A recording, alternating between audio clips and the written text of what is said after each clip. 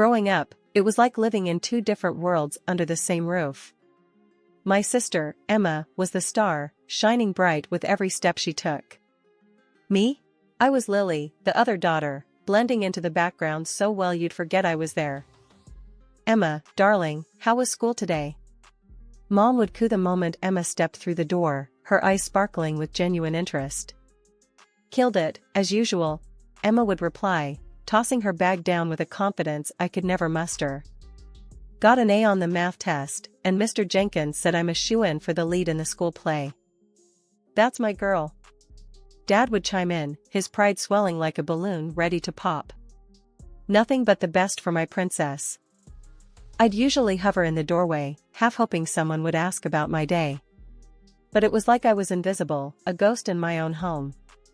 Hey, I'd mutter, more to myself than anyone else, knowing well enough not to expect much of a response. Mom would occasionally throw my way, her attention never veering from Emma's glowing reports. Dinner times were no different. Conversations danced around Emma's achievements, future college plans, and dreams that seemed as reachable for her as the stars. I'd pick at my food, throwing in a comment here and there, only to be drowned out by the next exciting chapter of Emma's life. It wasn't like I didn't have my moments. I did well at school, not that anyone noticed. But it was Emma who had the spotlight, while I lingered in the shadows, applause echoing over to where I stood, silent and unseen. When Emma got her acceptance letter to a prestigious college, the house erupted. It was all they could talk about. Plans were made, budgets adjusted, all for Emma. I can't believe it. We need to start planning right away. There's so much to do. Mom was practically vibrating with excitement, her mind racing through a checklist of preparations. I knew she could do it. We'll support you every step of the way, Emma. Whatever you need, Dad declared, his chest puffed out with pride. Sitting at the edge of the living room, I couldn't help but wonder about my own future. High school was almost over for me too, but there were no college brochures with my name on them, no discussions about my dreams or aspirations. One evening, I gathered my courage, deciding to broach the subject. Hey, have you guys thought about what happens next for me? College, maybe? The room went quiet, the kind of silence that's heavy, loaded. Mom and Dad exchanged glances, a silent conversation passing between them before Mom finally spoke. Lily, you know we're stretched thin with Emma's college fund. Maybe you could take a gap year, find a job, save up some? Yeah, sis, college isn't for everyone, Emma added, her voice dripping with a condescension she probably didn't even realize. Besides, you're not exactly Ivy League material, are you? The words stung, a slap to my already bruised ego. But I swallowed the hurt, nodding as if I understood, as if it made all the sense in the world. Right, of course, I mumbled, my dreams deflating like a balloon pricked with a needle. I'll figure something out. Leaving home wasn't just a choice, it felt like my only shot at proving I wasn't just the leftover daughter. So, I packed up my life into a couple of bags and moved into a cramped apartment with two girls I barely knew. The place was a far cry from comfortable, but it was a start. To keep the roof over my head and chase the college dream, I landed myself not one, but two jobs. My days began before sunrise and ended long after the moon had risen, each day blurring into the next in a relentless cycle of work and exhaustion. Yo, Lily, you sure you can handle both gigs? You're running yourself ragged, Jenna, one of my roommates, pointed out one evening as I collapsed onto our second-hand couch. Got no choice, do I? I shot back, trying to massage the day's toil out of my shoulders. It's this or kiss college goodbye. You're one tough cookie, I'll give you that. Sarah, the other roommate, chimed in, tossing me a sympathetic look. Just don't burn out, alright? We kinda like having you around. Their concern was a balm to the raw edges of my determination. I'll be fine. Just gotta keep at it, I replied, though deep down, the relentless pace was starting to take its toll. And then, as if life decided I hadn't had enough kicks, it threw me a curveball that would knock me flat on my back, literally. I got sick, the kind of sick that laughs in the face of your plans and drains your bank account without a second thought. My savings, every penny I had scrimped and saved for college, vanished like smoke, eaten up by medical bills that my joke of an insurance wouldn't cover. I remember sitting in that cold, sterile hospital room, the numbers on the bill making my head spin. This can't be right, I muttered to myself, hoping it was all just a big mistake. But no, the numbers didn't lie. And neither did the empty pit in my stomach when I realized all the money I'd saved for college was about to be swallowed whole by this disaster. I was out of the hospital, but not out of the woods. No job, no savings, and a body still too weak to even think about working the way I used to. Desperation led me to the one place I vowed I wouldn't go back to, home. Mom, Dad, I need a place to stay, just for a little while. Until I get back on my feet, I said, standing at the doorstep, feeling smaller than ever. The door was barely open a crack, my parents' faces peeking out, their expressions tight. Lily, now's not a good time, Mom said, her voice laced with something like regret, or maybe it was just inconvenience. Yeah, with Emma's wedding and all, we're really stretched thin as it is, Dad added, not meeting my eyes. I couldn't believe what I was hearing. Stretched thin? I'm not asking for money, just a roof. Aren't I your daughter too? It's just, Emma's going to move back in after the wedding. Her and Mark need the space. You understand, right? Mom's attempt at sympathy felt like a slap in the face. Understand? No, I don't understand. I snapped, anger boiling over. You've always made room for Emma, always. And here I am, asking for once in my life, and you're telling me there's no space for me? Lily, please, this isn't easy for us either, Dad said, but it was too little too late. Save it. I get it. I've always been the second choice, the backup plan. Well, guess what? I don't need you. Never did. I spat, the words bitter on my tongue. Turning away, I felt the final thread connecting me to this so-called family snap. I was alone, truly alone, but I was determined not to let this be the end of my story. Damn them. Damn all of them, I'd whisper into the darkness, a promise to myself more than anything. I'd get through this, on my own terms. And when I did, I wouldn't look back. After my family turned their backs on me, I hit rock bottom. No cash, no place to crash, nothing. In a moment of sheer desperation, I dialed Aunt June, Mom's sister. Unlike Mom and Dad, Aunt June had always been the straight shooter of the family, never one to mince her words. Hey, Aunt June, it's Lily. I'm kinda in a bind, I said, trying to keep my voice steady. Lily? What's wrong, kiddo? Her voice was laced with concern, a stark contrast to the cold reception I'd gotten from my parents. I spilled everything, from the illness that drained my savings to being turned away by my own folks. There was a heavy pause on the line before she finally spoke up. Pack your bags. You're staying with me, she said, no room for argument in her tone. I couldn't believe it. Relief washed over me in an instant. Thank you, Aunt June. I don't know what to say. Don't say anything. Just get here, she replied, and that was that. Staying with Aunt June was like breathing fresh air after being underwater for too long. Her home was modest but warm, filled with the kind of love and acceptance I'd craved for years. 2 weeks into my stay, we sat down at her kitchen table, a pot of her infamous strong coffee between us. Lily, what do you want to do with your life? Really do? She asked, her gaze piercing. I hesitated, not used to being asked about my dreams. I've always wanted to be a lawyer, I admitted, almost whispering. Aunt June leaned back, considering my words. A lawyer, huh? That's no easy path. You willing to work for it? More than anything, I replied, feeling a spark of hope ignite within me. All right then. I'll support you, pay for your college. But I've got one condition, she said, her tone serious. Anything, I said, eager. You study hard. No slacking, no excuses. You aim for the top, understand? I'm not funding a half-hearted attempt. She laid down her terms, clear as crystal. A grin spread across my face, the first genuine smile in what felt like ages. You got it, Aunt June. I won't let you down. And just like that, my life took a new direction. I enrolled in college, a fact I kept from the rest of my family. The days were long, classes during the day, studying into the night, and helping Aunt June around the house whenever I could. But for the first time in a long time, I felt like I was on the right path. Remember, Lily, hard work's the key.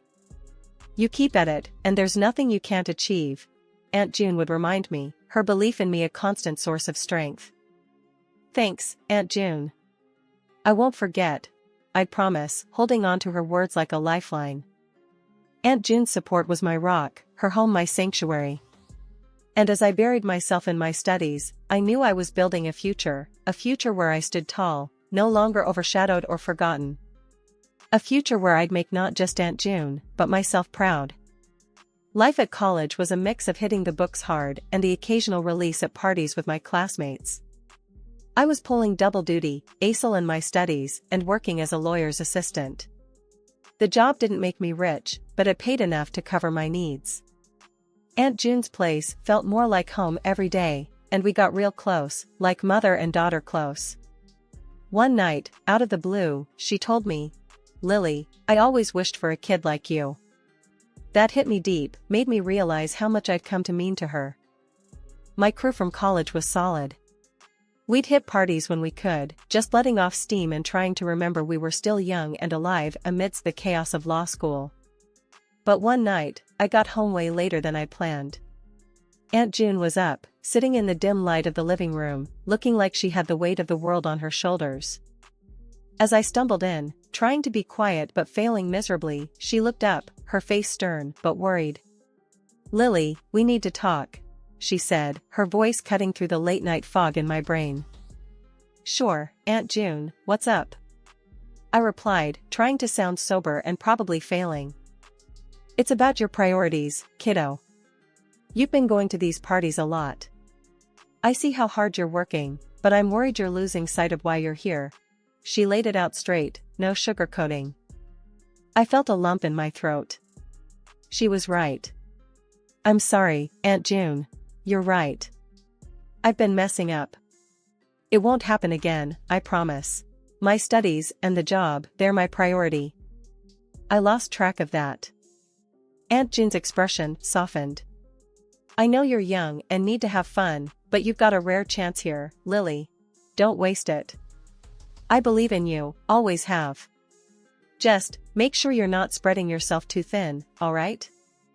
Thanks, Aunt June. I needed to hear that. No more parties for me. It's time to buckle down even harder, I said, feeling a renewed sense of purpose. From that day on, I cut out the distractions. I dived deeper into my studies and work, determined to make Aunt June proud and to not let myself down. The parties and late nights gave way to early mornings in the library and long hours at the law office.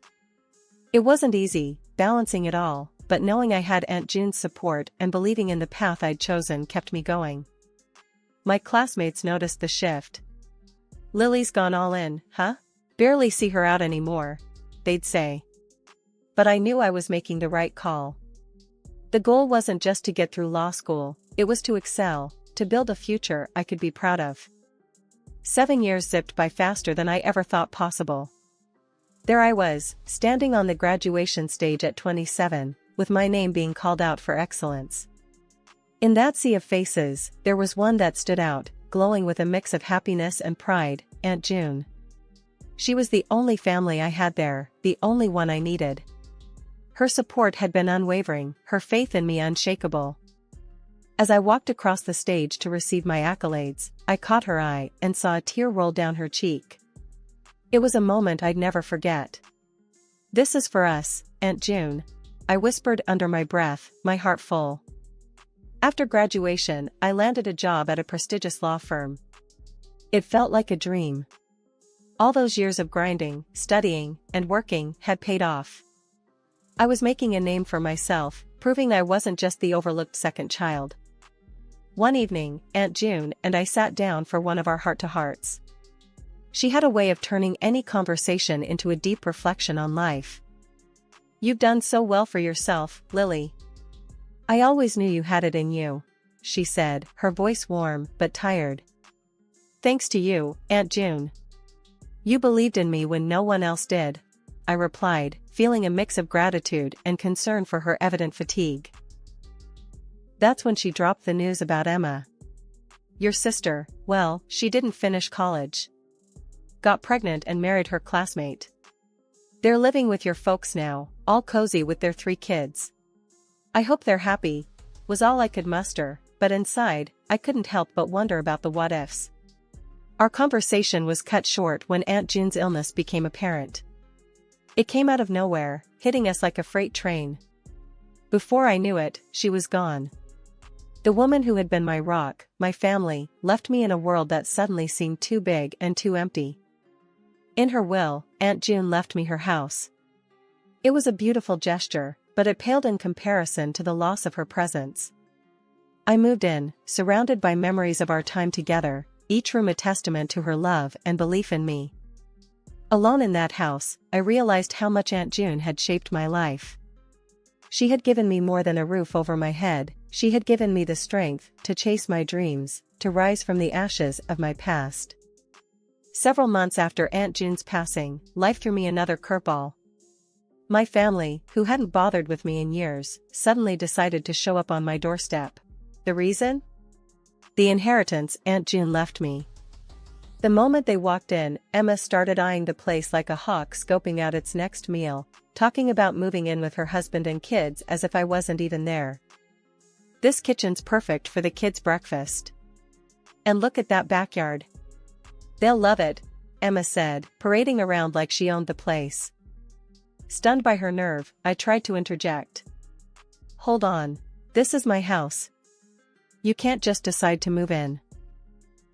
That's when my parents chimed in, echoing Emma's sentiment, with a logic that was lost on me. "Lily, you're all by yourself here. Emma needs the space more than you do." "It's only fair," my mom argued, as if fairness had ever been a priority in our family. The gall of their request hit me like a punch to the gut. Memories of being turned away when I was at my lowest flooded back.